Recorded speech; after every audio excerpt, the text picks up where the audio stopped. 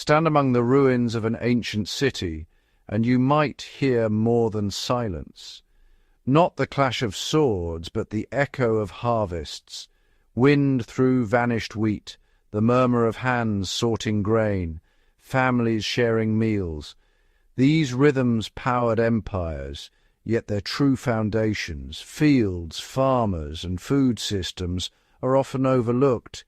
Today, these places are quiet, their terraces overgrown, granaries empty. We see them as relics, but they are monuments to human ingenuity and the struggle against hunger. They tell a story of resilience and collapse, a story that is still ours.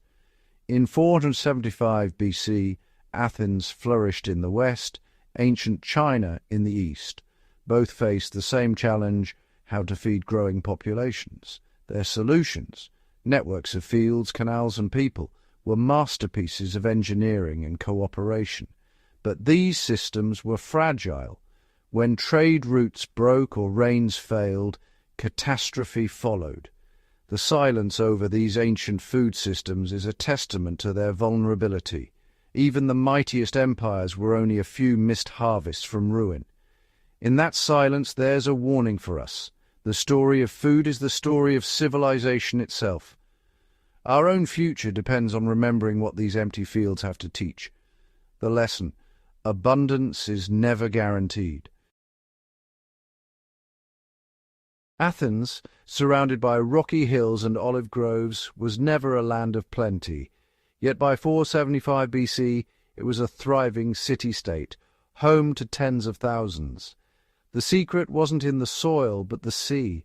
Athens became a maritime power, its navy protecting not just the city, but the grain ships that fed it. Wheat and barley arrived from the Black Sea, Egypt and Sicily, each shipment a lifeline.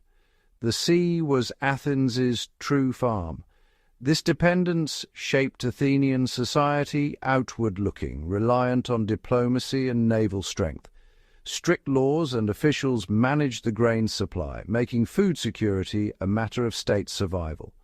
The city's might, democracy, and culture rested on this invisible foundation.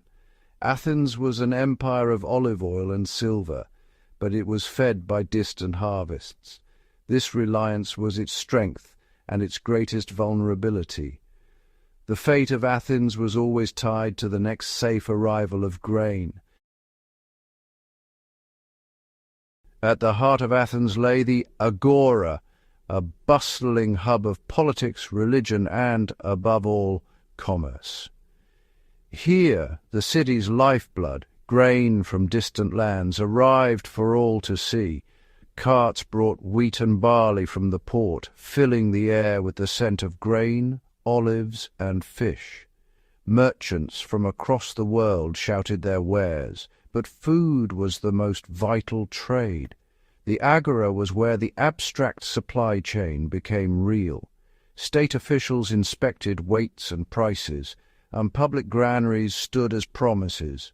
We will not let you starve.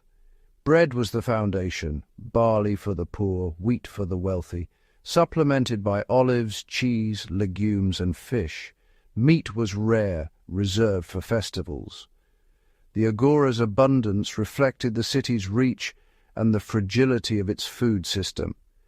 Every meal depended on distant harvests and the smooth flow of trade. The marketplace was a daily reminder. Food security was the bedrock of Athenian life. Without it, the city's brilliance would fade. The agora was both Athens's pantry and its pulse. In ancient China, empires rose not on sea power, but on mastery of land and water. The Yellow and Yangtze rivers brought both fertility and floods. Chinese ingenuity tamed these forces with vast irrigation systems, canals, dikes, and reservoirs.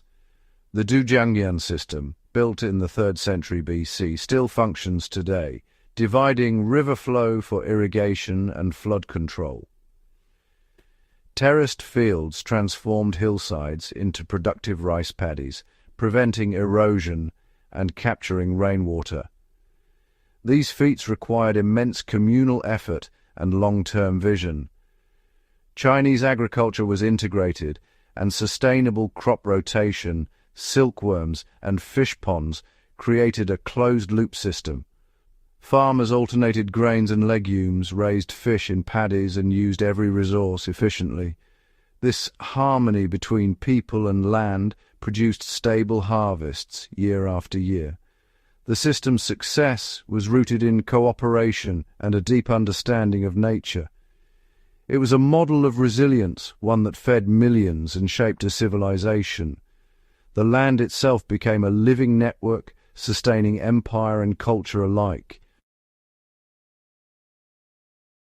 China's food system thrived not just on grand projects, but on the daily skill of its farmers. By 475 BC, iron-tipped ploughs and oxen made cultivation efficient, expanding farmland and boosting yields. Wet rice farming demanded teamwork. Villages worked in sync with the seasons, planting and harvesting together. The state encouraged this cooperation, knowing a productive peasantry was the empire's backbone. Philosophers like Confucius linked social harmony to agricultural life. The government distributed farming manuals and maintained granaries for famine relief and price stability. This blend of top-down organization and grassroots expertise made the system resilient. Diets were diverse: millet in the north, rice in the south, with vegetables, soybeans, fish, and poultry. Soybeans provided protein and flavor through products like tofu and soy sauce. Integrated farming ensured abundance, powering cities, armies, and culture. The ingenuity of the Chinese farmer was the engine of civilization. Their legacy endures in the land they shaped. Harvesting was only half the battle. Preserving food was just as crucial. Without effective storage, grain and produce could be lost to rot and pests within weeks. Both Athens and China developed ingenious preservation methods. Grain was stored in ceramic jars or massive granaries, cool, dry, and protected from vermin. In China, state granaries were central to famine prevention and price stability. Fermentation transformed perishables into lasting staples: wine, cheese, and olives in Greece, soy sauce, pickles, and tofu in China. Salting and drying preserved fish and meat, creating portable protein. Dried fruits like figs and grapes provided sweetness through the winter. These techniques bridged the gap between harvests and protected against lean times.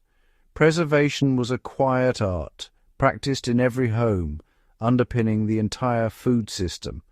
The ability to store and transform food was as vital as the harvest itself. Survival depended on winning this race against time.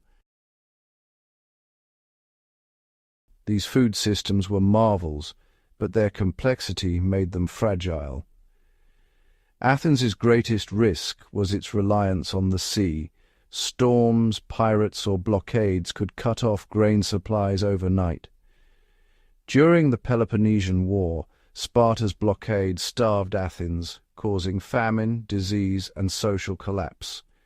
The agora, once a symbol of abundance, became a place of fear and unrest.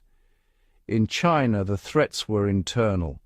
Neglected canals, floods, or droughts could devastate harvests. If the state faltered, granaries emptied, and famine followed. Starvation led to migration, rebellion, and the fall of dynasties. The mandate of heaven was lost when rulers failed to feed their people.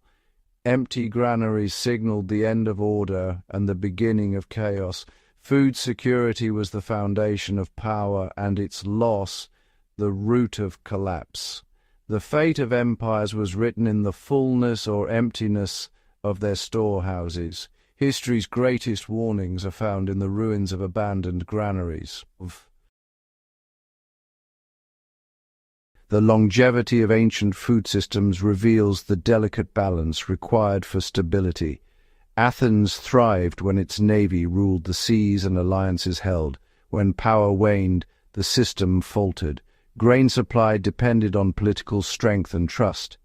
In China, a strong, centralized government was essential to maintain canals, dikes, and granaries. Skilled officials and a vast bureaucracy kept the system running. When corruption or conflict weakened the state, infrastructure crumbled and famine followed. Human labor was the most fragile link. War, disease, or unrest could halt the entire chain. These systems endured for centuries because they were built on foresight, cooperation, and respect for natural limits. The Athenians relied on trade, the Chinese on engineering and communal effort. Both were conscious responses to environmental challenges. Their resilience was remarkable, but never absolute. The lesson's survival depends on the strength of every link in the chain. Today we walk among the ruins of ancient food systems, often forgetting their relevance. Our world is faster and more advanced, but the same vulnerabilities remain. Infrastructure, then canals and granaries, now global shipping and cold storage, still underpins our food security. Like Athens' reliance on Piraeus, we depend on a few key ports and routes. Fragility persists, hidden beneath abundance. Ancient systems reflected their society's values. China's harmony and planning, Athens' trade and foresight. They knew food security was civilization's foundation. Hunger led to instability, abundance to flourishing. The silence of empty fields warns us. Abundance is fragile, and permanence is an illusion. We are more disconnected from the sources of our food than ever before. The ancients lived close to the edge. We must not forget their lessons. Our infinite table is a gift and a responsibility. The future depends on how well we remember the past.